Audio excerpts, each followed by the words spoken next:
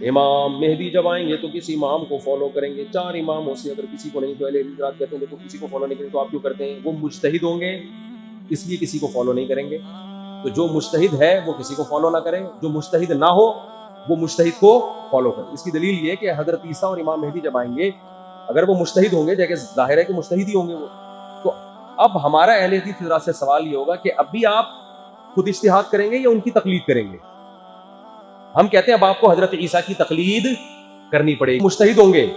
قرآن و سنت کا علم رکھتے ہوں گے، ان کی موجودگی میں آپ یہ بولو گے کہ میری تحقیق ہی ہے، میں آپ کی تحقیق نہیں مانتا، میری اپنی تحقیق ہے، کہ تو میرا خیال ہے حضرت عیسیٰ پھر آپ کو چھوڑیں گے نہیں، تو ہم اس وقت امام ابو حنیفہ کی تقلید چھوڑ کر کس کی تقلید شروع کر دیں گے؟ حضرت عیسیٰ کی، کیونکہ ہم کہیں گے کہ امام حنیفہ سے زیادہ بڑے مجتہد آ گئے، اور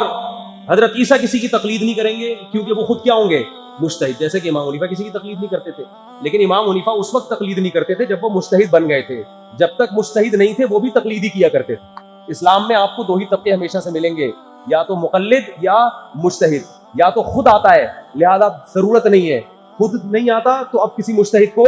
فالو کرنا ہے۔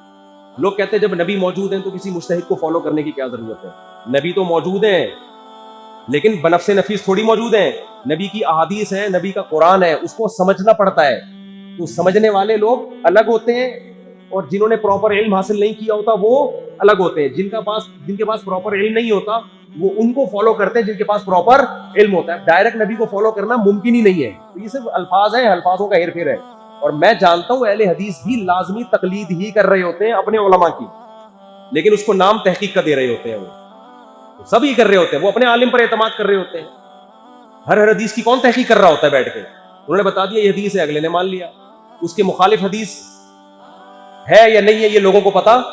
نہیں ہوتا، یہ منسوخ ہے، ناسخ ہے، یہ اگر آپ تحقیق کرنے پر آ گئے نا تو ایک رفع الیدین کے مسئلے کی تحقیق میں آپ کو کئی مہینے چاہیے۔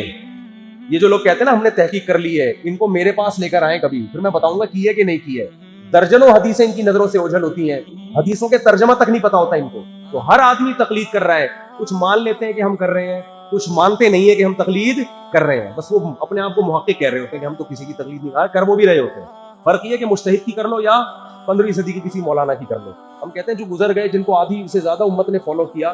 ان کی کرنے میں زیادہ عافیت، یہ ہمارا اہل حدیث سے اختلاف ہے، معذرت کے ساتھ ہم اسے کہتے ہیں ایکسکیوز می سر۔ باقی ہم ان کو نہ جہنمی کہتے ہیں، نہ ان سے نکاح کو حرام کہتے ہیں، نہ ہم ان کو یہ کہتے ہیں کہ یہ جو ہے وہ دائرہ اسلام سے خارج ہے۔ یہ اختلاف ہے ہمارا، جہاں اتنے اختلاف ہیں وہاں غور سے کیا ہو گیا، ایسے کو گھبرانے کی کیا بات؟